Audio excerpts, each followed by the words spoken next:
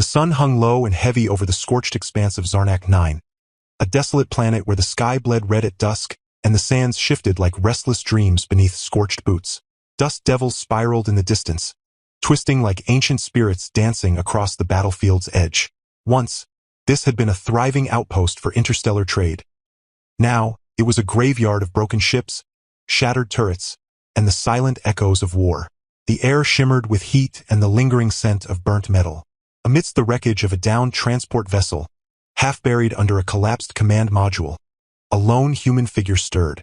His name was Korin Varek, a scavenger by trade and a survivor by instinct. He wasn't a soldier, not a hero, at least not in his own mind. He was just a man trying to make it from one sunrise to the next, trading salvage for credits on the edge of known space. But fate, as it often does, had other plans. Korin had come to Zarnak 9 chasing rumors of a lost data core rumored to contain coordinates to a forgotten colony rich in rare minerals. What he found instead was devastation. The battlefield stretched for miles, littered with the skeletal remains of war machines, twisted alloy, shattered glass, and the occasional glint of something valuable peeking from the rubble. His scanner beeped erratically, picking up faint energy pulses beneath the wreckage.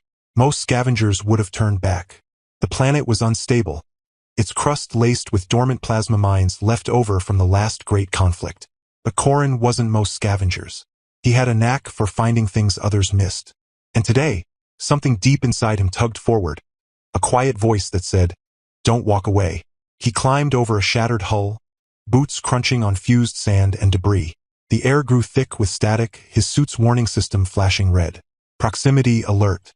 Unstable energy source detected. Korin cursed under his breath and adjusted his respirator. "Just a little further," he muttered, more to himself than anyone. He wasn't used to talking to himself, but loneliness had a way of making even the quietest men conversational. As he pried open a collapsed hatch with a crowbar, a faint sound reached his ears, a soft, rhythmic tapping, like a tiny fist knocking from inside a tomb. He froze. It wasn't mechanical. It wasn't wind. It was alive. He dug faster, sweat stinging his eyes beneath his helmet. The tapping grew louder, more frantic. Beneath a slab of twisted durasteel, he found a small escape pod, cracked open like an egg. Inside, curled in a fetal position, was a child. Not human. Her skin was a deep ocean blue, smooth and shimmering faintly in the dim light, like water touched by moonlight. Her hair, pure white as fresh snow, clung to her face in damp strands. She couldn't have been more than 6 or 7 by human standards, her large, almond-shaped eyes wide with fear. She wore a tattered silver garment, scorched at the edges. One tiny hand reached out toward him, trembling. Korin's breath caught. He didn't know her species, didn't know where she came from. But in that moment, none of it mattered. She was trapped. She was scared. And she was alive. He reached in slowly, speaking in a calm tone, though he knew she probably couldn't understand him. "Hey, it's okay. I've got you." The moment his fingers brushed her arm, the ground beneath them shuddered. A deep, guttural groan rose from the earth, like the planet itself was waking from a nightmare. His scanner screamed, "Plasma mine activation. Detonation imminent." Korin didn't think. He grabbed the girl, cradling her against his chest, and lunged backward just as the ground exploded behind them. A wave of heat and light threw him forward, flipping him through the air like a ragdoll. His helmet cracked, his vision blurred, and then, darkness. When Korin opened his eyes again, the world was different. Gone was the scorched battlefield, the choking dust, the smell of burning metal. Instead, he lay on a soft surface, like woven light, beneath a vast dome of shimmering crystal. The air was cool, sweet, and carried a faint melody, like wind chimes made of stars. Above him, constellations swirled in patterns he didn't recognize, shifting slowly like a living sky. He tried to sit up, but a wave of dizziness knocked him back. His body ached, every muscle screaming from the blast, but he was alive. More than alive, he was healed. His wounds were gone, his suit replaced by a simple, flowing garment of silver-gray fabric that felt like silk spun from moonlight. A soft footfall echoed nearby. He turned his head and saw her, the little girl. She stood a few feet away, no longer frightened, but glowing with a quiet energy. Her blue skin shimmered, her white hair cascading down her back like a waterfall of frost. She smiled at him, a small, shy thing, and held out a crystal the size of her palm. It pulsed with a gentle blue light. Corrin blinked. You're okay? He whispered, his voice rough. The girl didn't speak, but she nodded, then pointed to a doorway behind her. From the archway stepped two figures, tall and regal, their presence filling the room like a sudden change in gravity. The woman was breathtaking, tall, with the same deep blue skin and flowing white hair as the child, but her eyes were pools of liquid silver, glowing faintly. She wore a gown that seemed woven from starlight and shadow, shifting colors with every movement. The man beside her was equally striking, his frame broad and powerful, his hair tied back in a silver braid, his eyes the same silver as his daughter's. He wore armor, but not of war, of ceremony, adorned with symbols Corrin didn't recognize but instinctively knew were ancient and sacred. They moved with a grace that defied their size, each step deliberate, each gesture full of quiet power. They stopped before him, and for a long moment no one spoke. Then the woman knelt, placing a hand over her heart. The man did the same. It wasn't a bow. It was something deeper, a gesture of profound respect, of debt. Corrin sat up, stunned. Wait! You don't have to. The man raised a hand, silencing him not with force, but with presence. Then, in perfect, fluent galactic standard, he spoke. You saved our daughter. You risked your life when no one else would. You pulled her from the jaws of death while the world burned around you. For that, Corrin Varek, we owe you a debt that cannot be measured in credits or favors. It is a debt of life for life. Corrin's mouth fell open. You know my name? The man nodded. We know many things. We are the Lumini. And this, he said, placing a hand on the girl's shoulder, is Princess Naira, last heir of the celestial line. Corrin felt like the floor had vanished beneath him. Royalty? He'd saved a princess? From an alien royal family? He looked around, half expecting to wake up back in the desert, hallucinating from heatstroke. But the room was real. The people were real. The little girl, Naira, giggled suddenly, a sound like wind through crystal trees, and ran to him, pressing the glowing crystal into his hands. It warmed against his skin, pulsing in time with his heartbeat. She says it's a gift, the queen said softly. A piece of her light. It will protect you, guide you, when the path is dark. Corrin stared at the crystal, then at the child. She talks to you? In your mind? The queen smiled. We are bonded. Our people communicate through thought, through emotion. Words are for strangers. You are no longer a stranger. The king stepped forward, his voice deep and resonant. You are now Varikan Wyar, the guardian of Naira. In our culture, to save a royal life is to become part of the royal bloodline. Not by birth, but by honor. Corrin shook his head. I didn't do it for titles or honors. I just saw a kid in trouble. Anyone would have done the same. The king's silver eyes gleamed. No, most would have walked away. Most would have feared the unknown. You did not. That is why you are chosen. Before Corrin could respond, alarms rang through the chamber. Not harsh, but melodic, like a warning sung by bells. The queen's expression shifted, her serene face tightening with concern. The shadow fleet, she whispered. The king turned to a wall of light, where a holographic map flickered to life. Corrin leaned forward. It showed Zarnak 9, and dozens of dark ships descending from orbit, their hulls jagged and black, like shards of broken night. They followed your signal, the king said grimly. They thought the princess was dead. Now they know she lives, and they will come to finish what they started. Corrin's stomach dropped. Who are they? The queen's voice was cold. The Kthar, a warlord cult that believes the Lumini bloodline holds the key to eternal power. They slaughtered our people, destroyed our homeworld, and hunted us across the stars. We've been in hiding for years, but now, they've found us. Naira clutched Corrin's arm, her small body trembling. He looked down at her, then at the king and queen. So what do we do? The king's jaw tightened. We fight, but we cannot do it alone. The palace shields are strong, but not invincible. And the Kthar bring weapons that can crack the dome. Corrin stood, ignoring the ache in his bones. Then I'm not staying here doing nothing. The queen looked at him, surprised. You don't have to fight. You've already done enough. He met her gaze. She saved my life with that crystal. I'm not letting her lose hers. A slow smile spread across the queen's face. Then you truly are Varikan Wyar. The royal guards arrived moments later, tall, blue-skinned warriors clad in flowing armor that shimmered like liquid metal. They moved with silent precision, forming a protective circle around the family. One of them, a female warrior with a scar across her cheek, handed Corrin a weapon. A sleek pulse rifle, unlike anything he'd ever seen. "It's tuned to your biosignature," she said in flawless standard. "Only you can fire it." Corrin hefted it, feeling the hum of energy in his hands. "What's the plan?" The king pointed to the map. "They'll come from the East Ridge. We'll meet them there, but we need a distraction. Something to draw their scouts away from the main force." Corrin grinned. "I've got an idea." He turned to Naira. "Can you talk to me? Like you do with them?" The girl nodded, closed her eyes, and suddenly, Corrin felt her voice in his mind. "Yes, I can link with you, but only for a little while. Takes energy." He smiled. "Just long enough." He looked at the king. "I'll go out there, draw their attention, make them think I'm carrying the princess. You hit them from the flank." The king hesitated. "It's too dangerous." Corrin shrugged. "I've survived worse, and I've got this." He tapped the crystal at his chest. "Besides, someone's got to keep things interesting."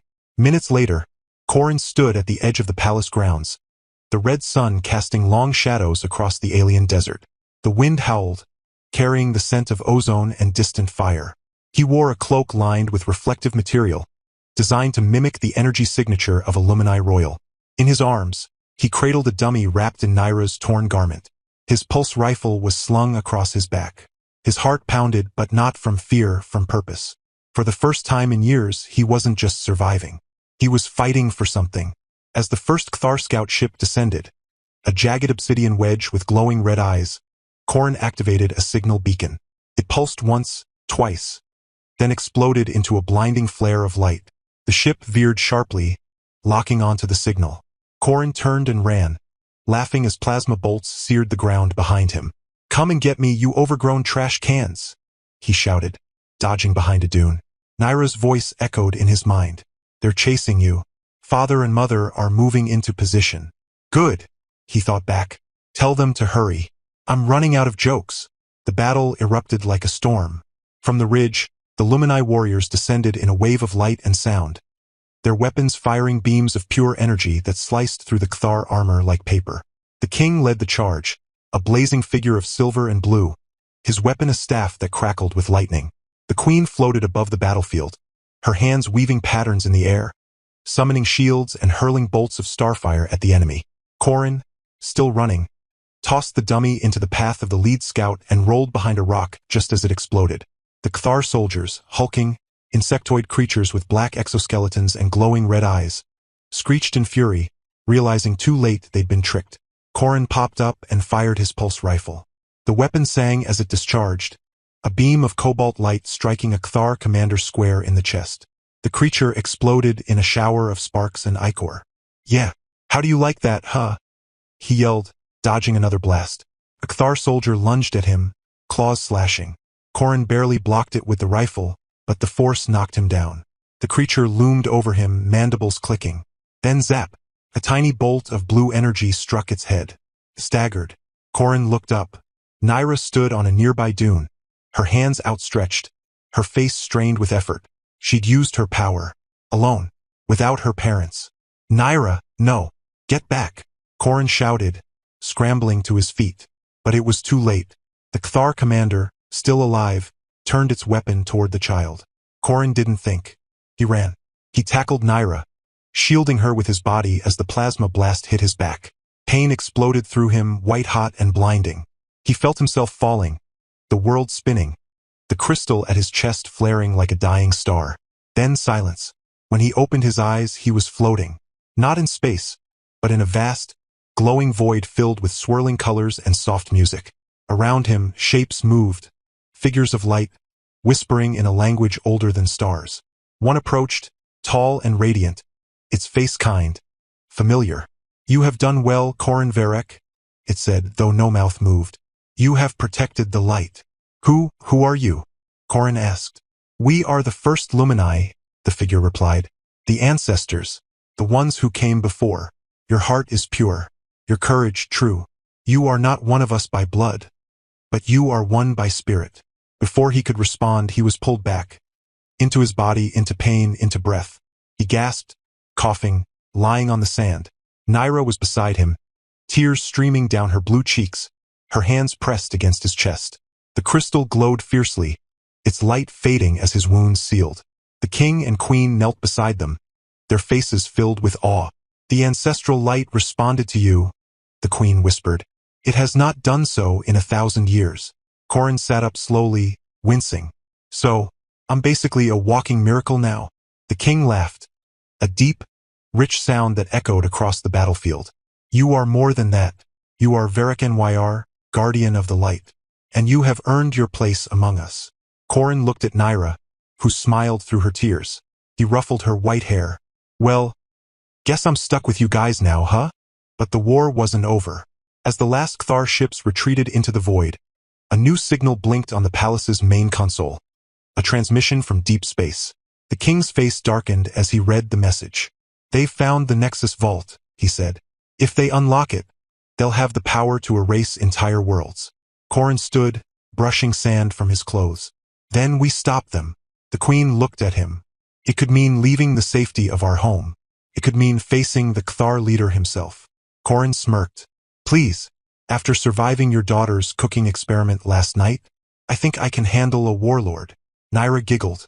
The king and queen exchanged glances, then smiled. The journey ahead would be long, dangerous, and filled with unknowns. But for the first time in decades, the Lumini royal family was not running. They were fighting, and they were not alone. Above them, the stars burned bright, watching, waiting. And somewhere in the vastness of space, the drums of war began to beat once more. The stars above the Lumini palace pulsed like slow, steady heartbeats as the royal ship, the Aetheris, lifted from the crystalline launch pad with a whisper rather than a roar. Its hull shimmered, not with metal, but with a living lattice of light grown, not built, shaped by ancient Lumini biotechnology. Corin stood at the observation deck, one hand pressed against the transparent wall, watching Zarnak 9 shrink into a scorched marble beneath them.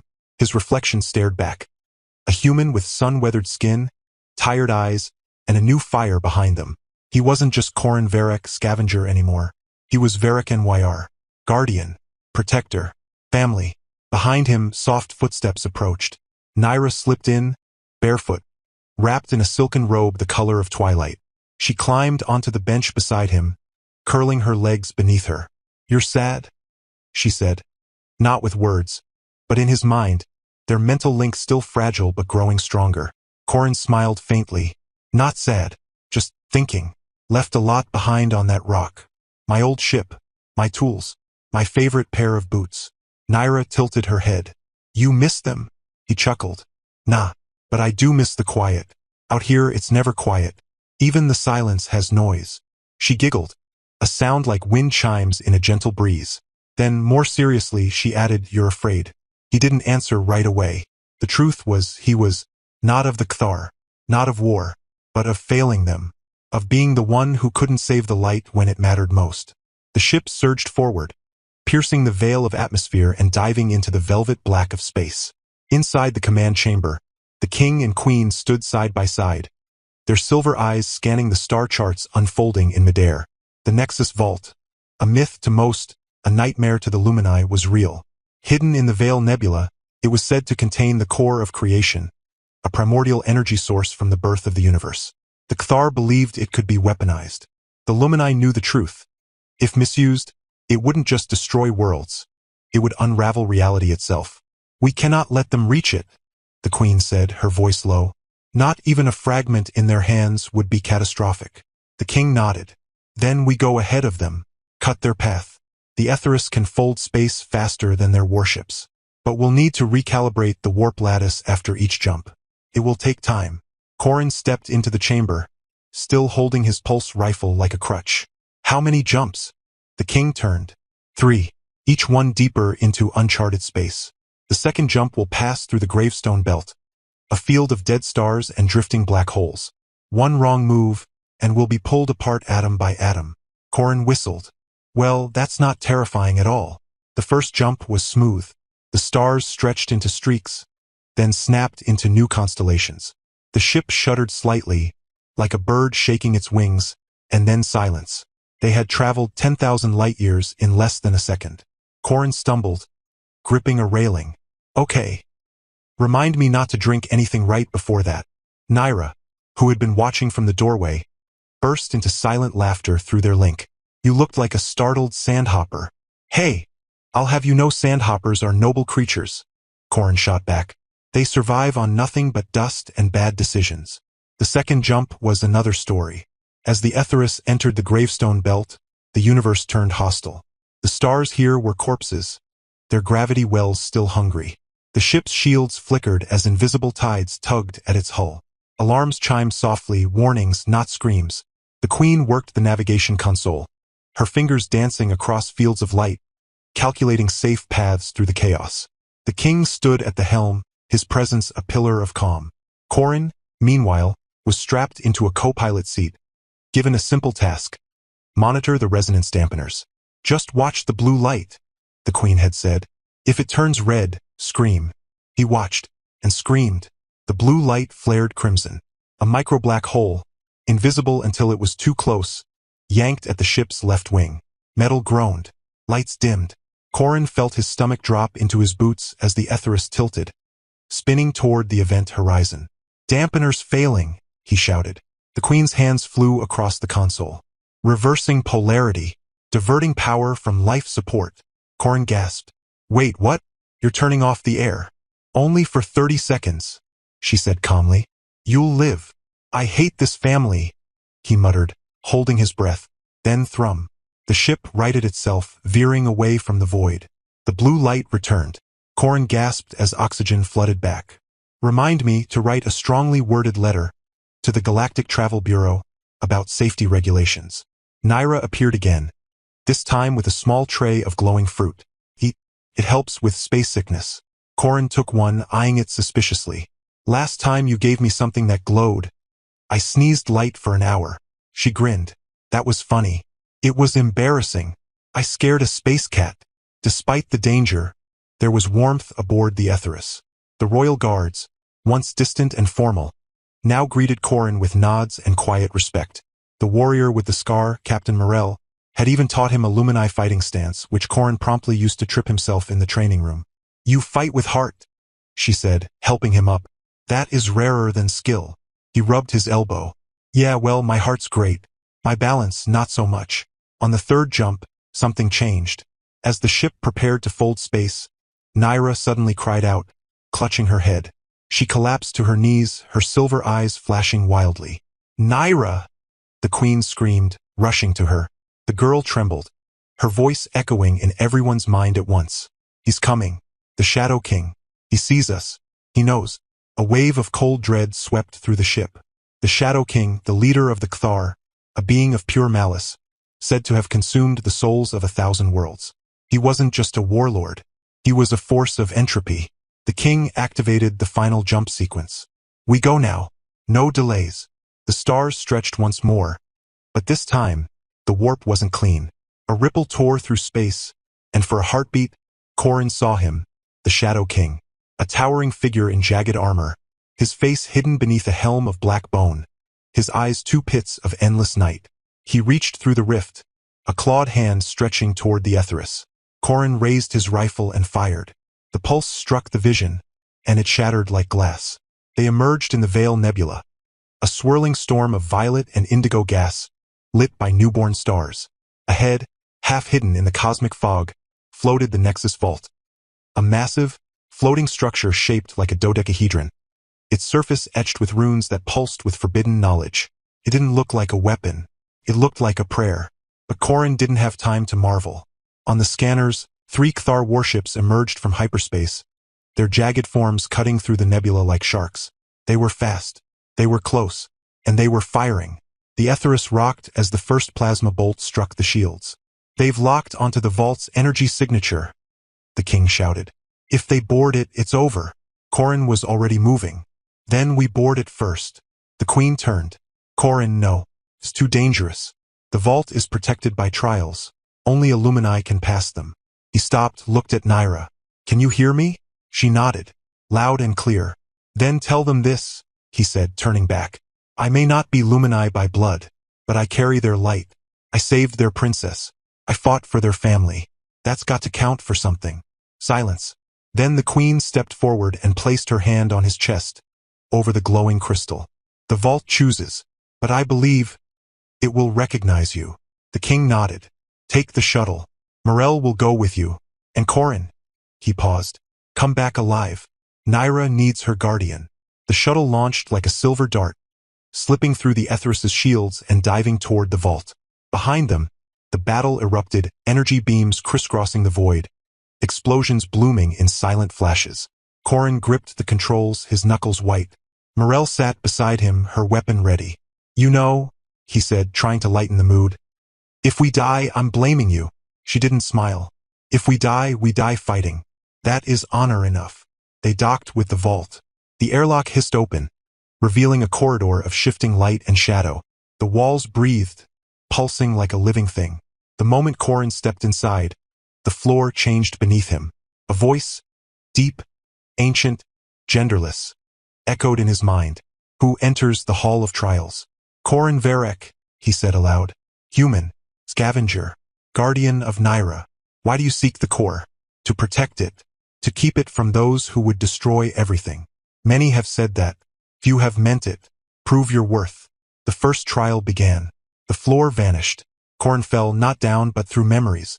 He saw himself as a boy, watching his home colony burn during a corporate war. He saw himself stealing food to survive. He saw himself walking past a dying alien on a spaceport, too afraid to help. Shame washed over him. This is who you are, the voice said. A coward. A survivor. Not a hero. I was those things, Corin whispered. But I'm not that man anymore. I saved her. I stayed when I could have run. That's who I am now. Light flared. The vision shifted. He stood in a desert, holding a dying Naira in his arms. This is what happens if you fail, the voice said. Corin fell to his knees. No, please no. But the image faded. You feel. You care. That is the first key. The second trial tested strength, not of body but of will. A wall of darkness rose before him, whispering his fears. You don't belong. They'll cast you out. You're not one of them. You never will be. Corin clenched his fists. Maybe not, but I don't need to be blood to be family. I chose them, and I'd die for them. The wall shattered. The third trial was silence. Absolute, crushing silence. No sound, no light, no movement. Time lost meaning. Corin sat alone for what felt like years.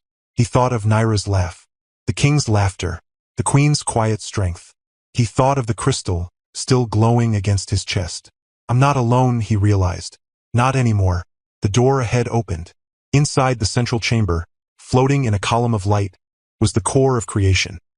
A small, pulsing sphere of white fire, no bigger than a fist, yet radiating infinite power. Corin approached slowly. The voice spoke one final time.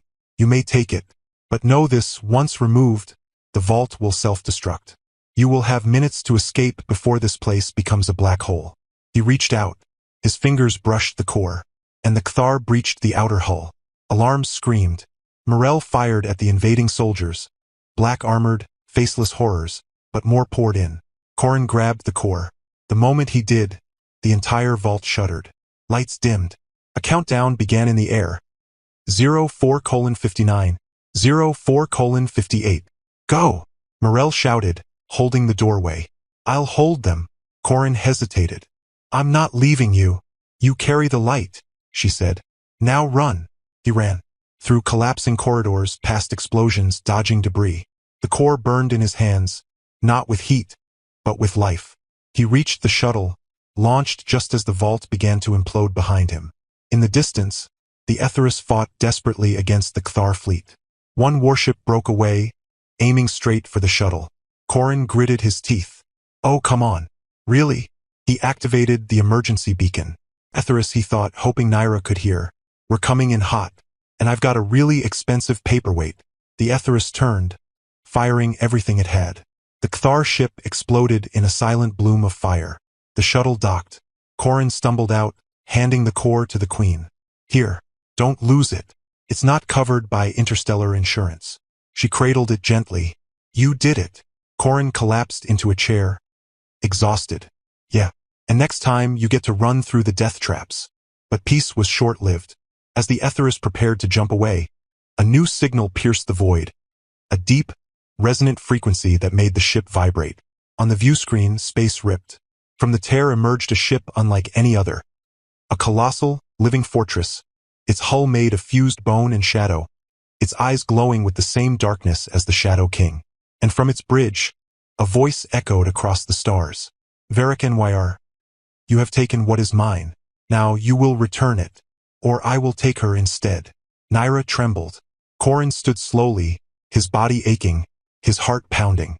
He looked at the king, at the queen, at the little girl who had linked her light to his soul. He picked up his rifle. The crystal at his chest glowed brighter than ever. No, he said. You want her? You'll have to go through me. And somewhere, deep in the void, the stars leaned in to watch. The Aetheris trembled as the colossal Cthar fortress loomed closer, its jagged silhouette blotting out the stars like a wound in the sky.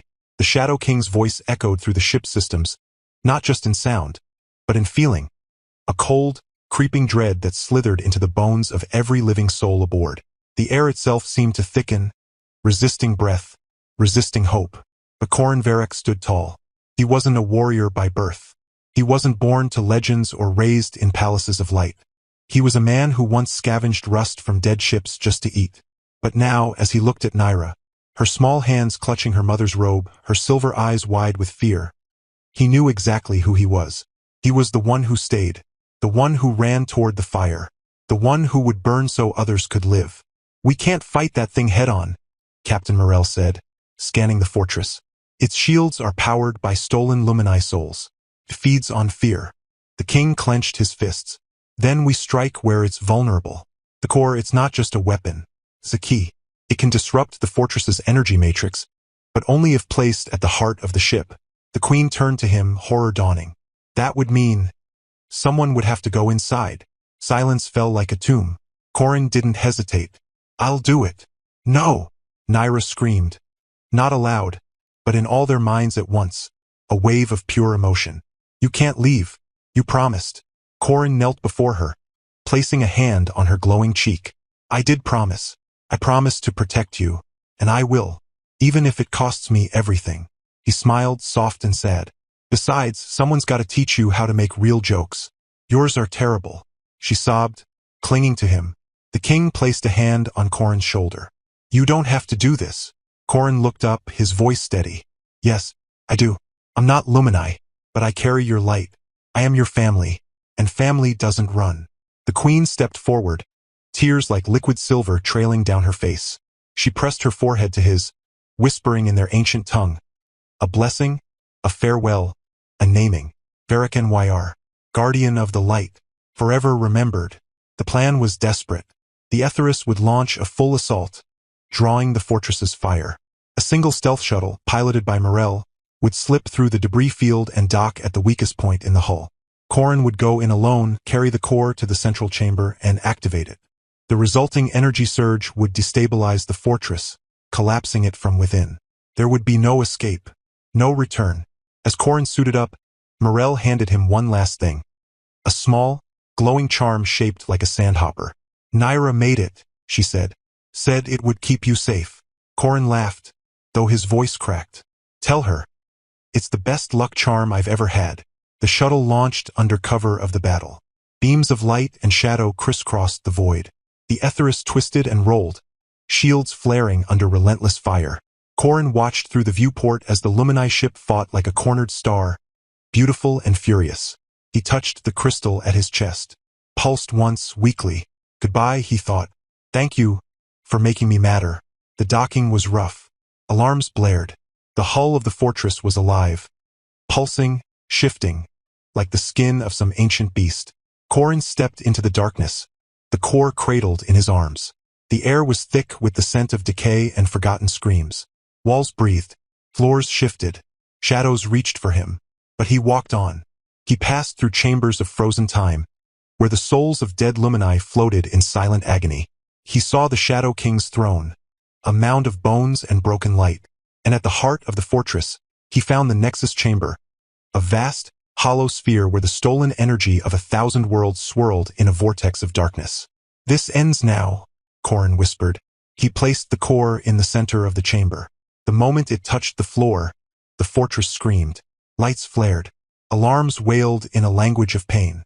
The Shadow King's voice boomed through the halls. Fool! You cannot destroy what is eternal. Corin turned, raising his pulse rifle. Maybe not, but I can sure as hell try. The Shadow King descended from above, a mountain of shadow and rage. His armor cracked with stolen power. His eyes burned with the light of dead stars.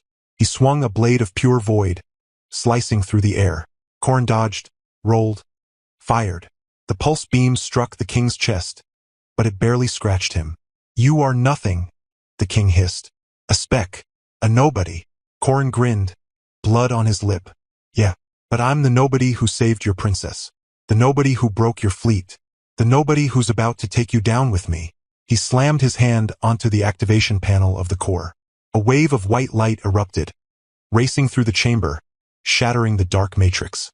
The fortress began to collapse, beams cracking, walls imploding.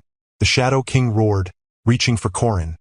But the light consumed him, unraveling his form, screaming as he was pulled into the vortex. Corin stood at the center, the light rising around him like a tide. He looked up, not in fear, but in peace. He saw Nyra's face, the king's proud nod, the queen's tearful smile. He saw the stars, burning bright, and then light. On the Aetheris, the fortress imploded in a silent, glorious explosion of white fire. The shockwave knocked the ship back, but the shields held. The Cthar fleet scattered, leaderless, broken. The war was over, but Corin did not return. Days passed. The Lumini returned to their hidden sanctuary, the core sealed in a sacred chamber, protected forever. The galaxy whispered of the human who stood against the Shadow King, of the scavenger who became a legend, of the man who gave everything. Nyra would not speak for weeks. She sat by the observation deck every night, staring at the stars. One evening, the queen found her there, holding the glowing crystal, now dark, but still warm. He's still with us, the queen said softly. In the light, in the wind, in you. Nyra nodded, placing the crystal over her heart. I hear him, she whispered. Sometimes, when the wind sings, I hear him laughing. Years passed. On every Lumini world, hidden and reborn, the story was told. Not in books but in song. Not in stone but in light. Children danced beneath holographic skies, reenacting the battle, cheering for the guardian of the light. Statues were built not of metal, but of solidified starlight, shaped in the form of a human with a pulse rifle in one hand and a child's hand in the other.